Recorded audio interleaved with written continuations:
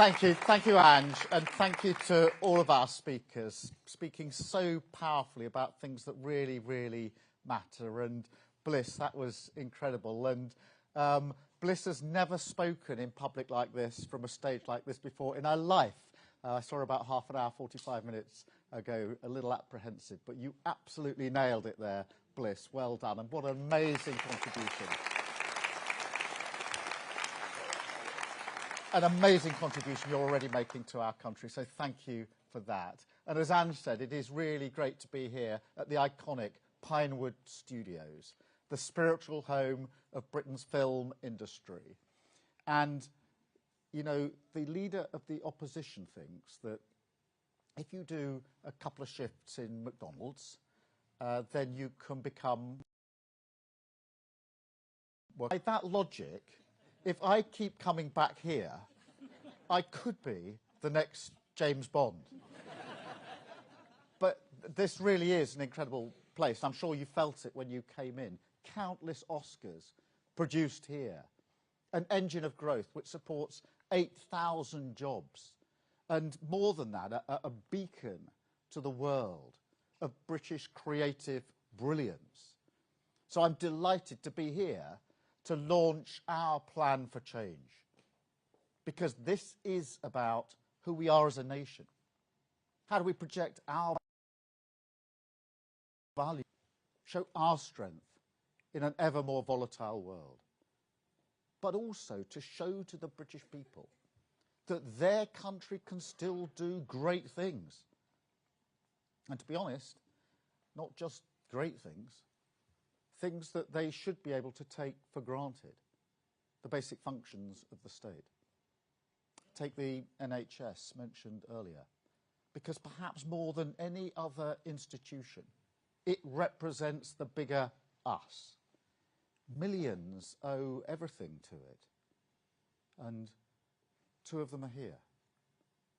My family, of course, no different. And I know I've said this before, but I would not be here without the NHS. It's the reason my mum was able to have children when she was first told, aged 11, that that would never happen. And that's because the NHS never gave up on her. And behind every single door in this country, there's a family with their own version of these stories. And yet here we are. The NHS, even the NHS, losing the trust of the British public, record dissatisfaction, unable to provide the timely care and dignity that Britain relies on, a precious contract between the state and the people, broken by public services in crisis, unable to perform their basic functions, broken by an economy that leaves millions working harder just to stand still, and broken by politicians who promised change and never delivered. Broken, but not beyond repair. Because one thing the British people do know in their bones is that this is a great nation. No matter how tough things are for their family and their community, they know that. And they're right. Because they recognise it in themselves. After all, in the last 14 years, they tightened their belts when they were told, we're all in it together. They closed ranks to defeat a deadly virus, and they never once wavered in their commitment to stand with Ukraine. And all they asked for in return was a government to meet them halfway. And there's hope in that. The hope of a government finally able to match their ambition with a credible plan for unlocking their potential. A great nation, rediscovering it can do great things, renewing that contract with the people, delivering the change that they voted for.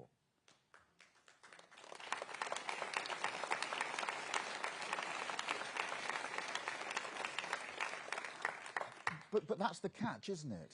The purpose of this government is to make our public services and our economy work for working people, strengthen our country in a world that increasingly preys on weakness, It's a cause that demands nothing less than the full power of government. Yet that's precisely what's broken, isn't it? As I've said a number of times, fixing the foundations is like finding damp in your wall. You can paint over it and get the hairdryer out and dry it. All done that. Hope it goes away. Or you can strip it out, rip out the plaster, and deal with the problem once and for all. But unless we fundamentally reform the way government goes about its business, unless we first change how we try to change the country, then the hairdryer is all we've got. And this is a big job. Prisons overflowing, the NHS on its knees, a £22 billion black hole in our public finances, which, to put that in context, is nearly half of what we spend on defence of our country. Now, I don't want to use that as an excuse. I expect to be judged on my ability to deal with it. And the work of change has begun. £25 billion invested in the NHS. Asylum returns up 53%. The minimum wage raised by a record amount. Stabilising the economy, fixing the foundations, clearing up the mess so we can take the country forward with our missions. Now, that doesn't happen by accident. There's no investment in our public services without difficult decisions. No solution to the housing crisis without approving controversial development. And no taking our country forward without levelling with you honestly about the trade-offs we must face together. Now, the path of change is long, it's hard, there are a few thanks in the short term. But mark my words, with this plan for change, we will stick to it, country first, party second.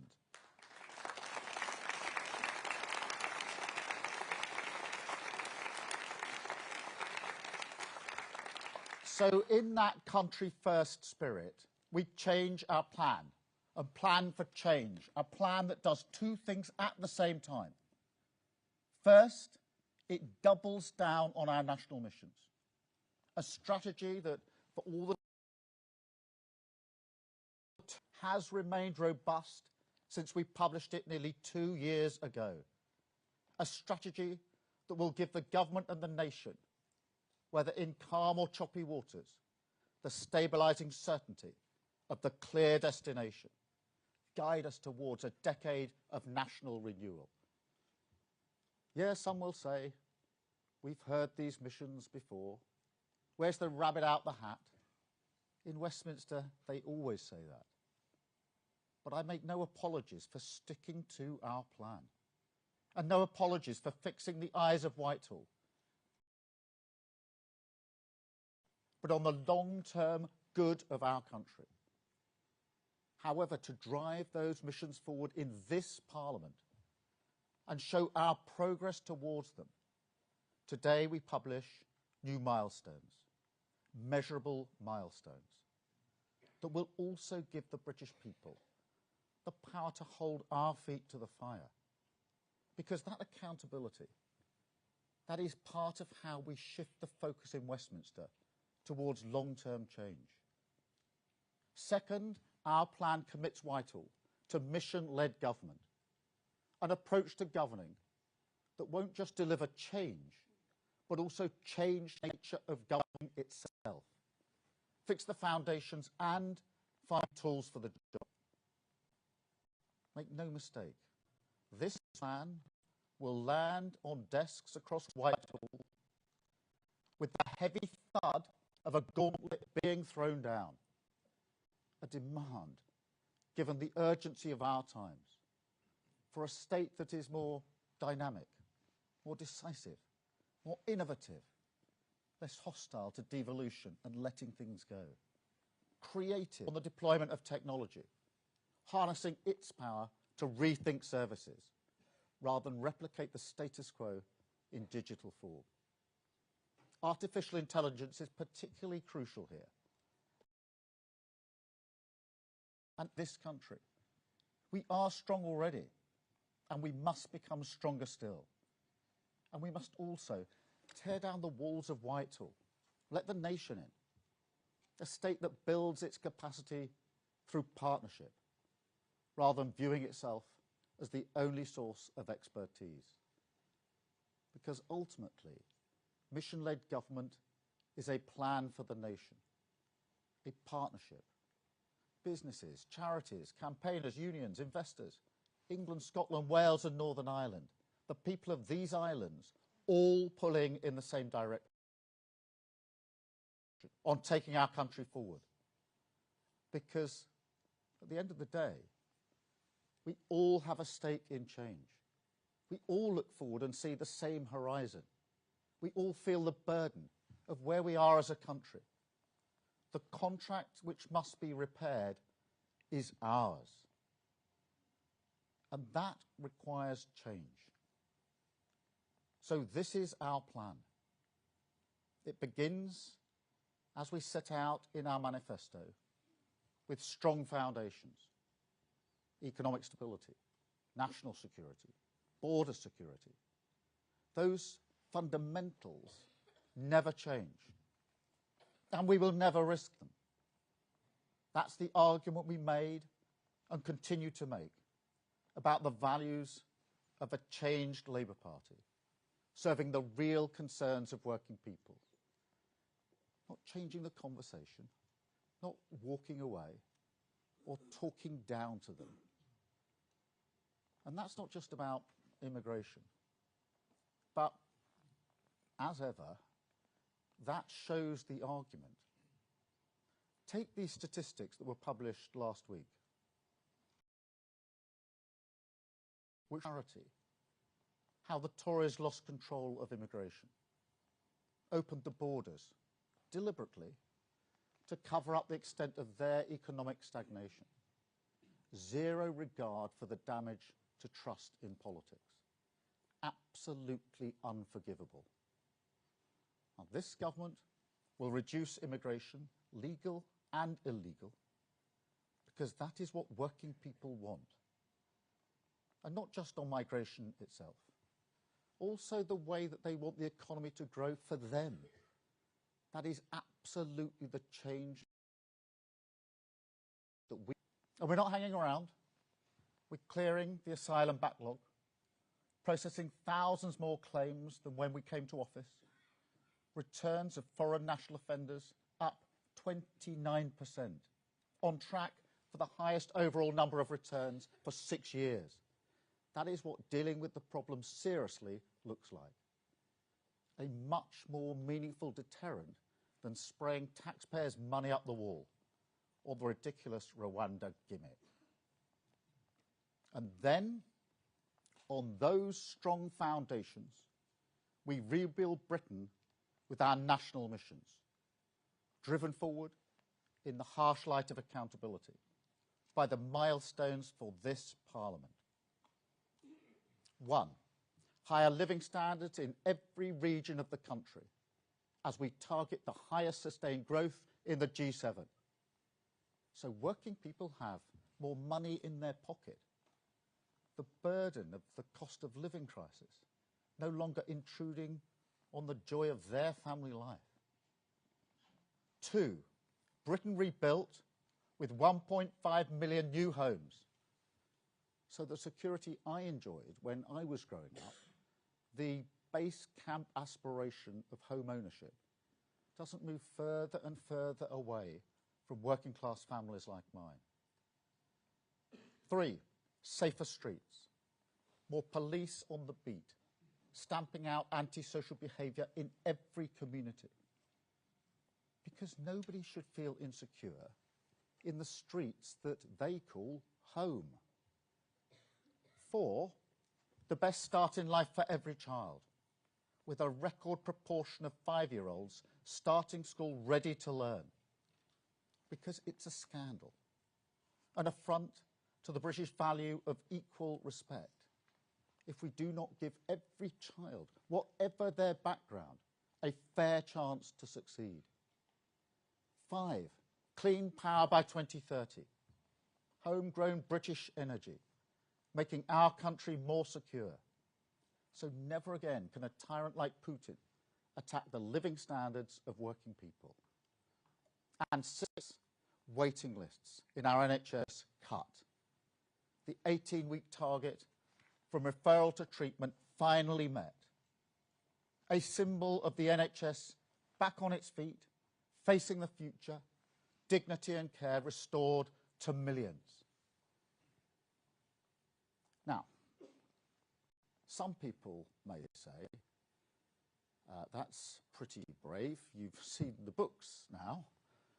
You know how hard that NHS milestone is. Building 1.5 million homes is ambitious, perhaps a little too ambitious. And look, I'll be honest, they're right. We face an almighty challenge to hit these milestones by the end of this Parliament. Like I say, we're starting from ground zero. Waiting lists over 7 million. Housing starts and permission the lowest for a decade. 1 in 3 children not ready for school at the age of 5. And that's kids in reception who aren't starting to read. They're struggling to speak. And, you know, in fact, given our inheritance, let's say on housing starts, clearly, if we don't turbocharge house building with reform, we won't meet that milestone. And if that level of candour surprises you, then honestly, it shouldn't. After all, what is the point of setting a target that you can deliver without bold action? That's not public service. That's political cynicism. No, the job of these milestones is to take our country forward, drive reform through the public sector. It's not about making the government look good. So yes, they are risky for us. Country first, party second. Because that is something we've totally lost sight of in British politics. And to be honest, I don't think there's a swamp to be drained here. But I do think that too many people in Whitehall are comfortable in the tepid bath of managed decline, have forgotten, to paraphrase JFK, that you choose change not because it's easy, but because it's hard. Now, I totally get that when trust in politics is so low, we must be careful about the promises we make.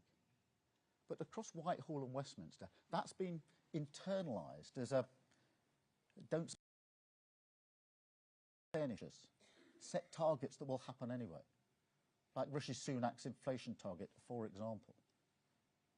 And then they wonder why working people won't give you a pat on the back. Wonder why working people no longer believe that politics can make a real difference to their lives.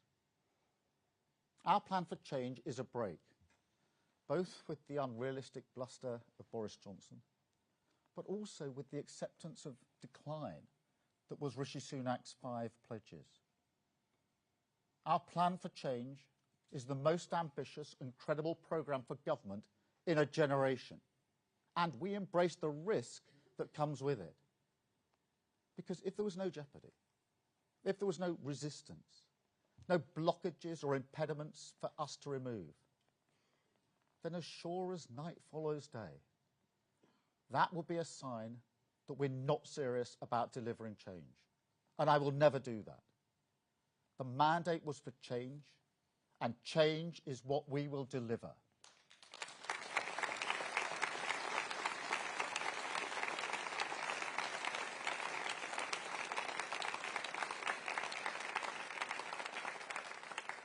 So to those who still need to hear it, change and reform are coming. That's what this plan means. Productivity in the public sector is 2.6% lower than this time last year. 8.5% down compared with just before the pandemic. Now, that would not be accepted in any other sector or walk of life. And I'm not going to subsidise it with ever-rising taxes on the British people. Take our neighbourhood policing guarantee as an example. That will deliver 13,000 extra neighbourhood police, visible on the beat, cracking down on antisocial behaviour, a named contactable officer in every community, a relief for millions of people scared to walk their own streets. That pledge is only made possible because we're matching investment with reform, standardising procurement, streamlining specialist capabilities like digital forensics, ending the madness of each of our 43 forces purchasing their own cars and their own uniforms.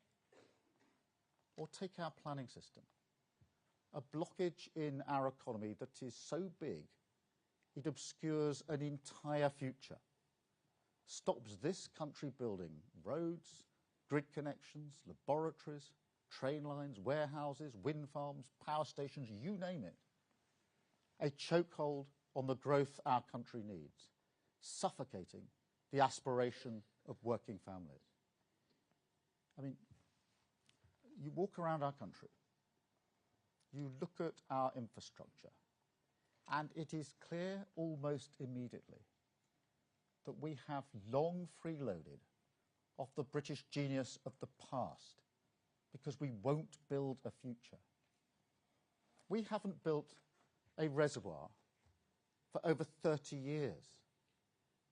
And even the projects we do approve are fought tooth and nail and tooth until you end up with the absurd spectacle of a £100 million bat tunnel holding up the country's single biggest infrastructure project, driving up taxes and the cost of living beyond belief.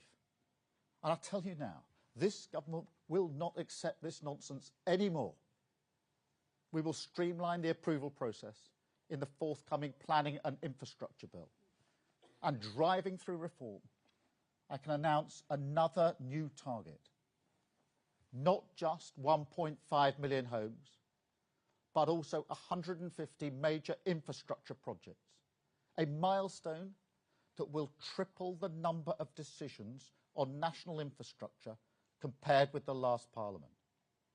And just as importantly, will send a very clear message to the NIMBYs, the regulators, the blockers, the bureaucrats, the alliance of naysayers, the people who say, no, Britain can't do this. We can't get things done in our country. Well, we say to them, you no longer have the upper hand. Britain says yes.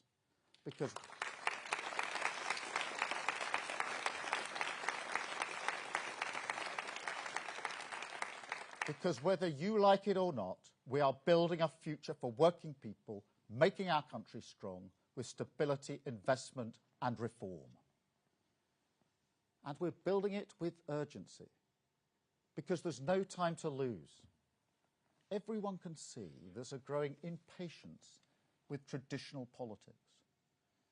Everyone can see how people are tired with those who fail to get the job done. Now, populism isn't the answer to Britain's challenges. Easy answers won't make our country strong. But nobody can deny that this kind of politics feeds off real concerns. In fact, that's the crux of the matter. People haven't become radical ideologues. We are still, in our values, a pragmatic nation. What people want from their politics, that hasn't changed. They want a stable economy. They want their country to be safe, their borders secure, more cash in their pockets, safer streets in their town, opportunities for their children, secure British energy in their home, and an NHS that is fit for the future. And that is why we've set these missions. Missions to make our country strong. Missions to make working people better off. missions this government will deliver.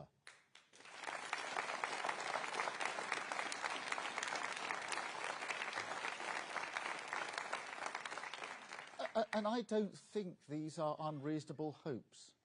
Clearly not. But nor do I underestimate how little faith there is from working people, most of all, that politics can still deliver for them. And that's not unreasonable either. Because they kept to the contract, worked tirelessly for their family and their community. But the previous government never kept their side of the bargain.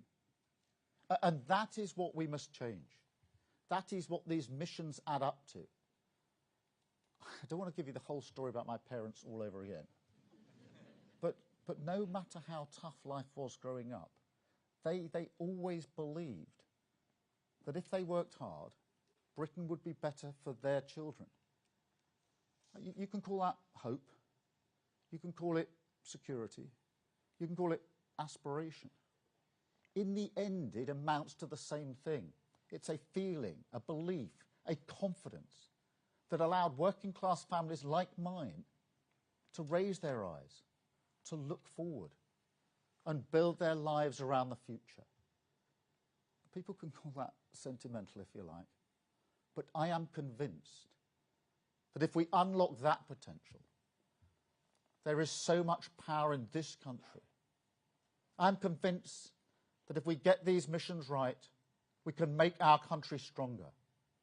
I'm convinced that if we can show that politics can change Britain for the better, then we can face the future with confidence. A country secure in its values, determined to walk through the storm and build a new Britain with 1.5 million new homes, neighbourhood policing in every community, children starting school ready to learn, a more secure energy system, living standards raised, people better off, more cash in their pocket, and dramatically cut waiting lists. That is my plan for change, the driving purpose of this government, and we will stay the course. We will fix the foundations, repair the damage, reform government, and rebuild Britain through the power of change. Thank you very much. Thank you.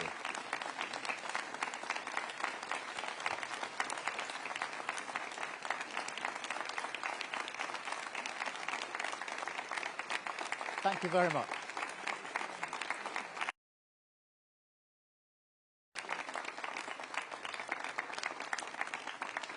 Thank you. I'm now going to take a number of questions from the media. I'm starting with Chris Mason from the BBC. Chris.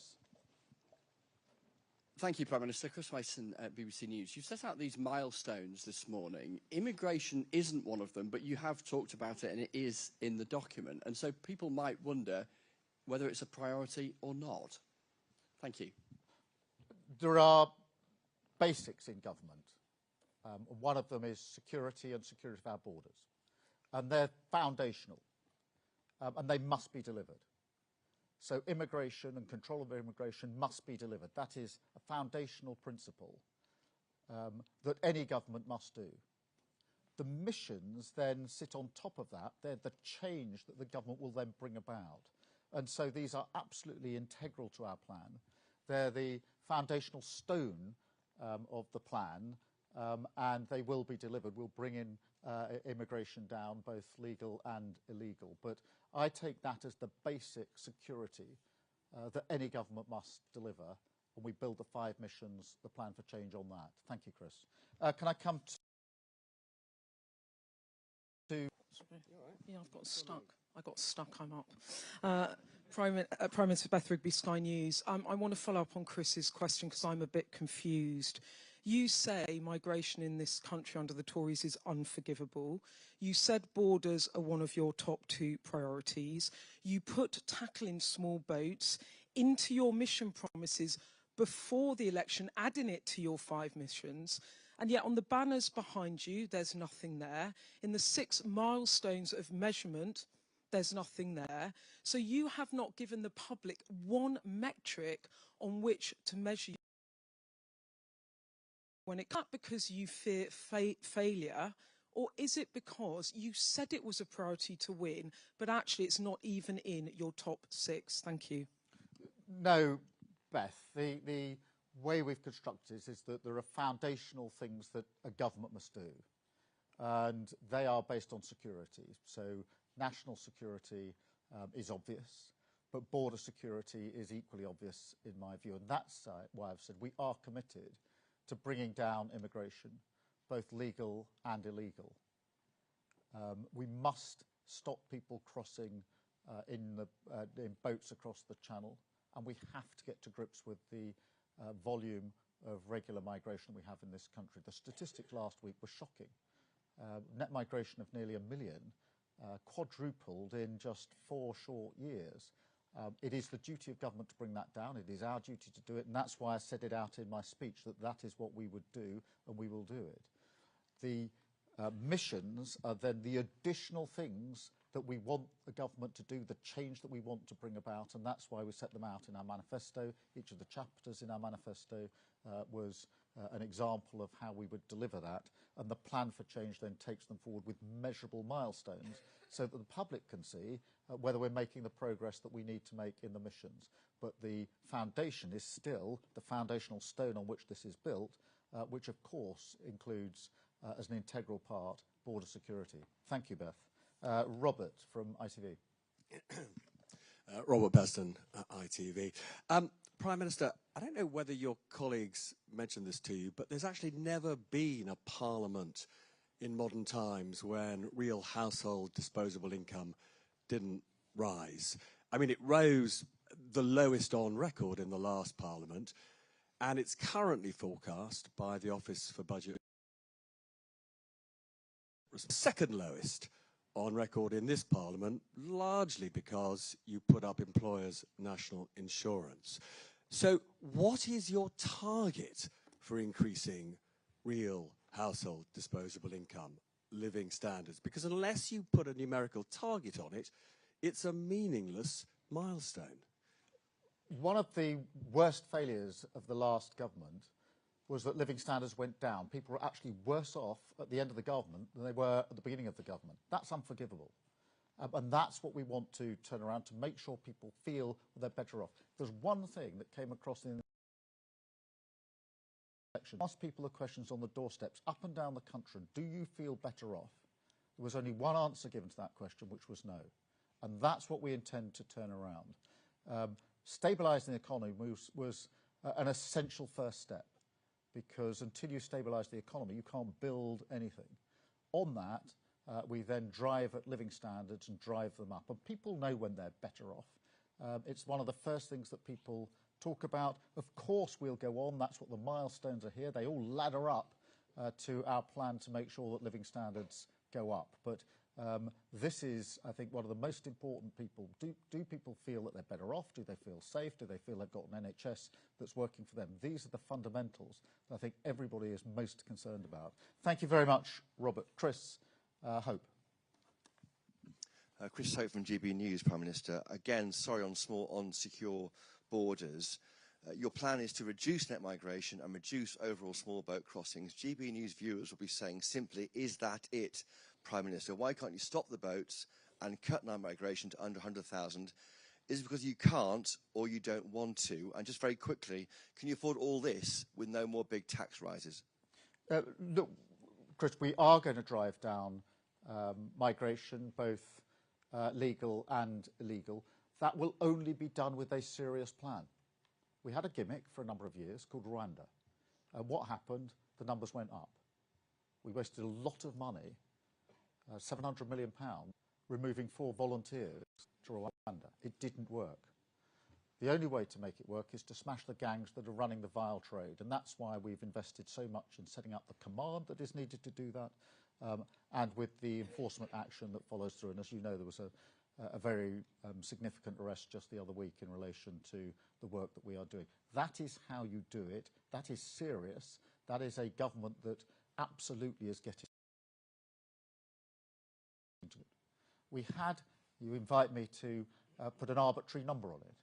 For 14 years, we had an arbitrary number under the previous government. They said it was a hard cap. It wasn't hard, and it wasn't a cap. The net result of their deliberate policies was that migration went up 4 times, staggering those figures of last year. So we will not be following that approach. We're going to do this in a serious way to take migration down. And I think that's what the British public want, a serious plan to ensure we've got control of our borders, not arbitrary caps. One thing from the last 14 years is that they have the opposite of the desired effect. Thank you very much, Chris. Gary from Channel 4. Thank you very much, Prime Minister. I'd like to follow on something that Robert Peston was asking about there, because you say people know if their income's gone up, but you're very specific in here. You're saying you want the measure used, annual average growth of household incomes. You want that measure to go up. It went up by 0.3% in the last Parliament, and it's projected by the OBR to go up by 0.5%. Do you, under your give yourself a pass mark if it is 0.5%? Is that job done? And I've got to ask some of these other ones, which are slightly puzzling. On the NHS pledge milestone, sorry. What happens to all the other ones that you backed on the NHS in the general election, like, for instance, 4-hour waiting times for A&E? And can I also ask you, make a point in this document of talking about the 1.5 million homes in England? Gary, it's one question. Well, it's a long document. We've come a long way. Yeah, but I mean, we're never going to a lot of people to get through. You change your language here on housing and you say it's hugely ambitious. Is that because you actually think the 1.5 million is a bit of a moonshot and you're not going to get there and you're preparing the ground for that? Well, Gary, let me take all 3 parts of your question. Firstly, on living standards, look, nobody feels they're better off under the last government. And, you know, we just tested that on the 4th of July across the entire country. One of the main conversations on every doorstep was people saying they didn't feel better off. In fact, they felt worse off. That's what we are intending to change, and that's why we've made it one of the priorities under the plan. On the second point you make about the NHS, I want to hit, because I do not accept the proposition that because you drive to deal with waiting lists, then everything else must suffer. That is part of the thinking of the last 14 years. It's part of the reason you have managed decline, because you accept that and you accept other standards can go down. I don't accept that. And that's why we're going to drive this hard on delivery. That's why we're going to drive through reform at the same time. But the very idea that the moment you say, I'm prioritising one thing, that is permission to let go everything else, is completely wrong. It's part of the wrong thinking that we've had for years in politics, and I don't accept it for 1 minute, and it is not built into our assumptions. On the 1.5 million house, look, it is ambitious. It's huge. This hasn't been done for decades and decades. But we're going to do it. We're going to go for it. That's why we're going to take the difficult decisions. The reasons it hasn't been done is because people are too scared to take the planning decisions that were necessary. They talk the talk, but they didn't actually walk the walk. They didn't strip out the regulations that were needed, didn't get the skills in the right place. Yes, it's ambitious, and as I said candidly, it won't be met if we don't turbocharge this. But we can do this, and we're going to do this. It will be an incredible thing for so many people who need a secure roof over their head, somewhere of their own that they can own, and a massive driver of our economy. And again, I don't accept that by setting out clear priorities, somehow that's permission to either underachieve or not bother about other areas. That's part of the thinking that we intend to challenge and to change. Thank you very much, Gary. Natasha from LBC. Prime Minister, thank you. Natasha Clark, LBC. First it was foundations, then it was missions, then it was steps, now it's milestones. Do you accept that this is quite a confusing plan for the public to understand what on earth your government is going to be all about? And obviously today you've told us that you're going to downgrade that growth aim from the highest of the G7. It's now just an aim. Clean power on 2030, it's now at least 95%. Are you watering down some of your promises after realising that government is a bit harder than you thought? No, and the order in which you put things wasn't the order in which I announced them, because I announced the missions 2 years ago as our 5 national missions to give a sense of purpose-driven government. And, you know, like all of the strategies I've set down since I became Labour leader before 2019, after getting through the 29 election, and then into the election of 2024, we've had a strategy, we've had a plan, and we've stuck to it. So those missions went down 2 years ago. We've stuck to them. I've just reiterated them now. We had them as our foundational documents in the manifesto. As I say, it was a chapter for each mission in the manifesto, so that's what we took to the country. That's the change that people voted for. We had 6 steps, the initial steps that we would do, which we indicated that we could do quickly after the elections. Things like setting up GB Energy, which we have done, and other things we've been able to achieve, putting the money in to drive and make sure we got those 40,000 extra appointments every week. We then passed the budget to make sure we could stabilise the economy, and now we set out the milestones so that people can measure, are we making proper progress on our missions, back to what we said 2 years ago, and what will it feel like for me? Will I have more money in my pocket? Will I be able to get an appointment at the NHS when I need it? So these are, if you like, something for the public to use to hold us to account on what we say we can achieve on the missions in the first 5 years. And I'll be absolutely straight about, it is also designed to push and drive the reform that we're going to need if we're going to ensure that we bring about the change that's so desperately needed. Thank you very much. I've got Eleanor from the Eye. Eleanor. Hello, Prime Minister. Eleanor Langford from the Eye paper. Labour previously stated that it was going to achieve 100% clean energy by 2030, but this document today only puts that at 95. Is Labour rowing back on its clean energy pledges? No, the clean energy pledge is today exactly what it was in the election. That has always been central to our mission. It's a bit like the 1.5 million homes. It's really difficult. And when we first set it out 2 years ago and started our conversations, almost everybody we spoke to said, that's tough. But then when we developed those conversations, people said it can be done, but it can only be done if it's turbocharged. So there's no watering down. There's a doubling down on the determination to achieve it. Thank you very much. Martin from the Express. Thank you, Prime Minister. I'll have another stab at immigration. I'm still not sure what your actual plan is to tackle illegal crossings, which are up since you've become Prime Minister, the asylum bill, which is up since you became Prime Minister. And Brian Bell, chair of the Migration Advisory Committee, said at the weekend that we should expect a norm of net migration of around 350,000 per year. Do you agree with that? Well, the only way to tackle illegal migration is to take down the gangs that are running it. They're making a huge amount of money in order to put people on boats across the channel, and we have to take them down. That's why we've set up the Border Security Command.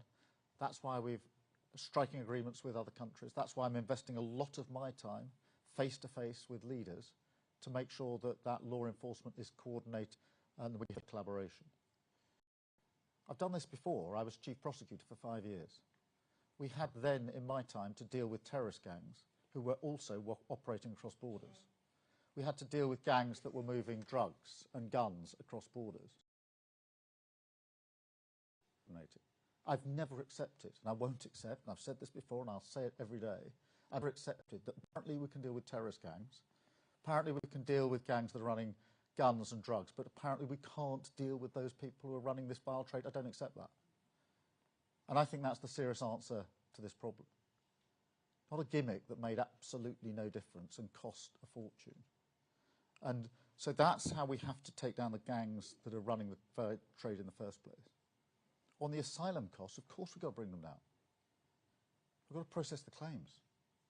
Because the last government didn't stop the boats and didn't process the claims. They've got record numbers of people who are stuck in the middle, having to be accommodated at the taxpayer's expense. That was a ridiculous way to run the country. And we're going to change that. Thank you very much. Can I have Anna from the FT? Hi, Anna Gross from the Financial Times. When you select six targets like this, there's obviously going to be an opportunity cost for other policy areas that aren't being targeted. None of the six milestones that you've selected here seem like levers that will actually drive growth. There's nothing on skills, on training, on transport, on driving investment into the UK. Has the government given up on prioritising economic growth? And just a second part of that, you also previously said you'd have the highest growth in the G7 by the end of this Parliament. Is that still the ambition? Firstly, let me push back on the suggestion that none of these have got anything to do with growth. They've all got everything to do about growth. If you can't get an operation and you can't get back to work, it has a massive impact on growth. Housing has a massive impact on growth. It's one of the biggest factors in determining growth, the house building projects across the country. Not just the projects themselves, but also the way in which it allows people to live where they need to live for the jobs that they're going to have. So these are all deliberately there, laddering up to growth, which is the #1 mission of this government. So each in their own way contributes to that. Clean power is another example. If you ask businesses, what's the thing that's really caused you the most problem over the last 3 years? Almost all of them will say very high energy bills. And so they are all there. They actually all ladder up to growth. On your second challenge that on the high sustainable growth, that's what I'm doubling down on today. But what we're putting in place is a milestone so people can sense, can know and measure and hold us to account as to how we're doing on that. Because growth is fundamentally important. It remains the mission. We double down on it. But growth in the abstract doesn't feel the same or doesn't mean the same thing as people feeling they're better off. And therefore, I want to make sure that people understand, what do we mean when we say the highest sustainable growth in the G7? We mean you're going to feel better off. And so it's a milestone towards that mission which remains in place. Thank you very much, Anna. Ben from The Telegraph. Thank you, Prime Minister. Ben Riley-Smith from The Telegraph. Can I go back to that clean energy pledge? You seem to be suggesting nothing's changed, but I've got your manifesto here. It says 0 carbon electricity. That's 100% clean. Today you're saying 95% clean. So are you really arguing that voters, when they read 0 carbon, should have read 5% carbon? Well, Ben, the mission hasn't changed from the day I launched it nearly 2 years ago in terms of where we need to get to on clean energy by 2030. It's exactly the same as it always was. There's always going to be a mix, but that, and we've not changed it today. Thank you. Harry from The Sun. Thank you, Prime Minister. Harry Cole from The Sun. When Rishi Sunak unveiled his 5 pledges, you mentioned them earlier, you accused him, and I quote, of failing to tackle the big pressures the country face by picking easy targets, achievable goals. But haven't you just done exactly the same thing? This is low-hanging fruit, isn't it? There's no migration, no living standards, totally woolly targets on NHS reform. And to quote you again, where's the thud on Whitehall's desk about the 11 million working-age people who are not in work? How can that not be a mission? And while I've got you, what's your response to the poll this morning that says half of voters, including lots of people who voted for you in July, think you're doing a bad job? Well, look, Harry, on the ambition here, 1.5 million homes is to do, if we build that, is to do something that hasn't been done for decades. That's really bold. It's not lacking ambition. That's not easy. It won't happen, by the way, if we don't make the change that we've spelt out. It will not happen. That's what I spelt out directly in my speech. That's how hard it is. Waiting list down to target by the end of this Parliament when there's 7 million. That's never been done before. That's hardly unambitious. That's hardly the warm bath that Rishi Sunak got into. Clean power by 2030. I can tell you, Harry, when I announced that 2 years ago, the first response of almost everybody is, that's not achievable. You're never going to do it. They didn't say, oh, that's a breeze. I don't accept that they are not ambitious. I accept they're actually really risky for us to put them up there, because that is now the measurable that we've chosen to put before the public. And look, Harry, on polls or anything else. I know what I was elected to do, which was to change the country for millions of people who desperately need change. I knew we had to do the hard yards early on, take the tough decisions early on. Anybody who's ever run a business or an organisation knows if you're going to change things, you don't identify a tough decision and say, I'll do it in a couple of years' time. You do it straight away. I'll be measured when we get to the next election by whether I've delivered on what I'm saying I'll do for the British public, and that is the plan that we've set out today, the measurables that we have chosen to put out there to be measured against. And I've chosen them because I'm convinced they're the change that the country needs and people need to feel. So thank you, Harry. Aubrey at the Times. Good afternoon, Prime Minister. Aubrey Allegretti from The Times. You talk about the needs to be honest about trade-off. Isn't it the case that by focusing the government quite narrowly on these targets, you will neglect and deprioritise other things? That could include accident and emergency, GP appointments, immigration, and violence against women and girls. So can you be honest about the trade-offs that you're making here? And to follow up on the question about the Clean Energy Pledge, you say that it's exactly what was in the manifesto, but we've reread it, the 90% figure doesn't appear there. So can you explain to people why it can't be 100% by 2030? Yeah, look, in terms of the trade-offs, I'd say two things. Firstly, I think everybody would accept that a government needs priorities. And the reason a government needs priorities is because without priorities, you don't and you don't have the focus that you need. So we have to have priorities. Now, it is inevitable that as soon as you put priorities up there, somebody will say, oh, but why didn't you include this? Why didn't you include that? And you end up back where you started, which is without priorities at all. So you have to have priorities to drive delivery. Every business knows that. Every organisation knows that. Anyone who's ever done anything in their lives knows that you need to have priorities if you're going to get things done. If you just have a generalist scattergun approach, it's the surest way of ensuring that you're not actually going to deliver anything. I do not accept priorities up there that we're giving permission on everything else to fail. I don't accept that. I won't accept that. That is not acceptable, and it's not the way we'll do government. But this is setting out measurables for people so that they can see how we're making progress on our missions and hold us to account for those missions and to drive delivery and drive the change that we need in order to do so. In relation to the Clean Power mission, as I say, we launched this 2 years ago. The ambition, the nature, what we've said about it has been completely consistent for 2 years. As I say, the reaction at the time is it's not possible, something I didn't accept then and I don't accept now. I've got Sophie from the Daily Mirror. Sophie Huskisson from the Daily Mirror. Prime Minister, Scotland has vowed to axe the two-child benefit limit. Will you now reconsider your decision not to scrap it, to hit your milestones, to give children the best start in life and to improve living standards? Well, Sophie, what I can say is I'm absolutely committed to driving down and dealing with child poverty. That's what the last Labour government did to huge effect.